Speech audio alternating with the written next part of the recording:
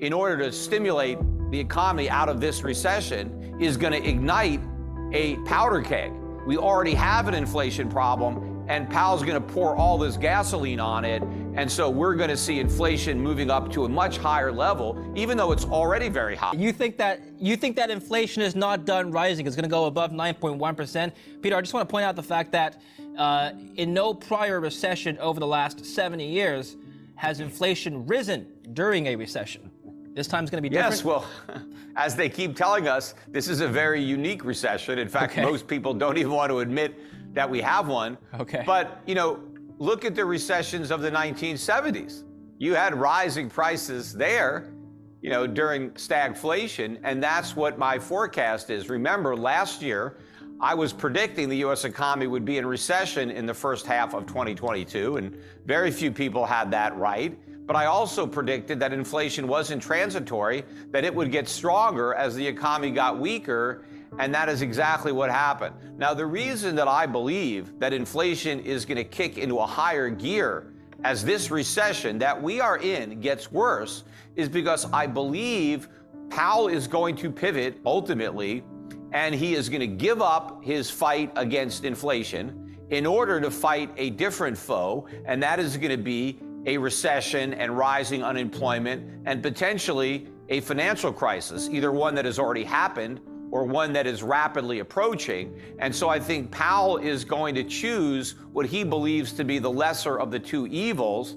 And I think he's going to pick fighting recession and propping up financial markets and monetizing government debt so the Treasury doesn't have to default. I think the Fed is going to pick that over inflation. And so unlike the pivot that we got with Volcker back in 1982, where Volcker pivoted after a victory in his fight against inflation, Powell is going to pivot despite defeat. Inflation is going to win.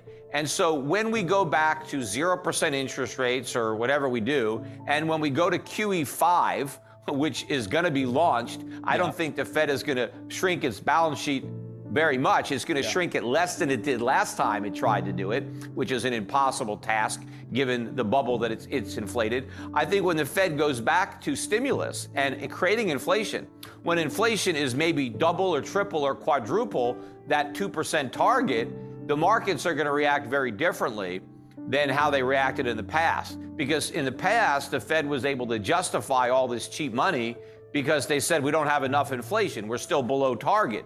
Well, when they go back to this stimulus, when inflation is triple or more their target, the markets aren't going to buy it. And so I think all the inflation that they are going to have to create in order to stimulate the economy out of this recession is going to ignite a powder keg. We already have an inflation problem, and Powell's going to pour all this gasoline on it.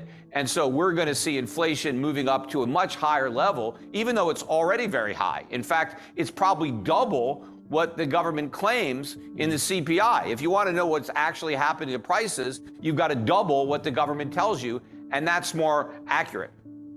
Okay, I want to touch on this pivot here. Remember, the Fed has two mandates: fighting inflation and maximizing the employment side. Now, unemployment has actually fallen yet again to 3.5%. You've actually tweeted about this. You said there was a net loss of full-time jobs in July, actually. All of the net 528,000 jobs added were part-time jobs, most of them low-paying service sector jobs. Now, I mentioned I read some of your juicy tweets. So I actually looked into this myself in the BLS, Peter. A recent jobs report came out. The number of persons employed part-time for economic reasons increased by 303,000 to 3.9 million. So of the 528,000 jobs added, 300,000 were part-time jobs. Now, the Fed's looking at the overall unemployment number, and they're probably thinking, okay, we don't have to fight unemployment right now because it's at an all-time low, right? Is that an accurate statement to make? Is that an accurate reading of the number? Even if some of those other jobs were full-time jobs, and it's hard to say, but even if they were, they probably went to people who already had another full-time job. Because one thing that we know for this month or last month is that it's a new record. The number of people working two full-time jobs is now at an all-time record high. And why are people having to hold down 2 full-time jobs? Because one isn't enough. That is the problem. This labor market is so weak, workers are being forced to accept huge pay cuts, which is what they're doing. They're getting small increases in their wages, but it's being more than offset by enormous increase in the cost of goods. The cost of living is going up much more than their meager pay raises. And so what a lot of Americans are now forced to do is take another job. And many people that have one part-time job now have 2 or 3 because they can't pay the bills with a single job or even 2 jobs. So this doesn't happen in a strong labor market. In a strong labor market, workers get real wages, raises. They're able to get their boss to increase their pay by more than the increase in the cost of living.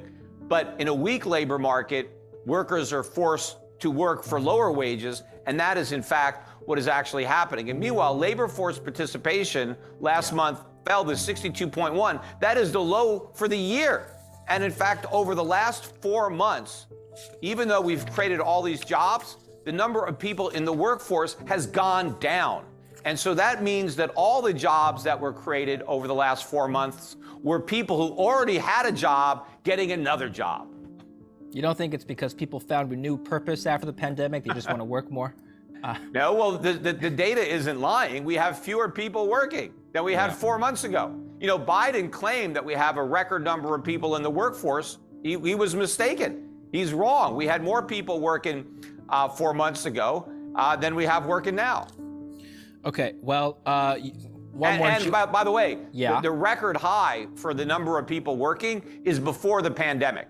So even though we've recovered the jobs that we lost prior to the pandemic, it's only because the same people have multiple jobs. We haven't recovered the workers. We still have a lot of workers that were working prior to the pandemic that haven't rejoined the labor force.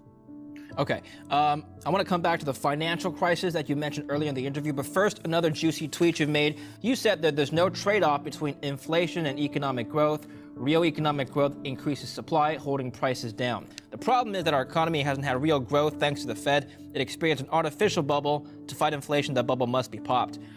Just going back to the first part of your tweet, Peter, there's no trade-off between inflation and economic growth. The Fed's talking about a soft landing, which is a trade-off between economic growth and inflation. That's not possible?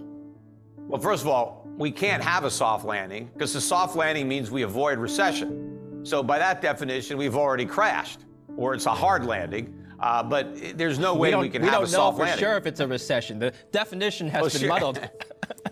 Well, I don't care how the politicians want to redefine it. It is what it is. And so, you know, I'm not going to change the meaning of a word just to deny that we're not in something that we're in, that somehow believe that inflation is caused by economic growth. They also think it's caused by too many people working. They think there's a trade-off between unemployment and inflation.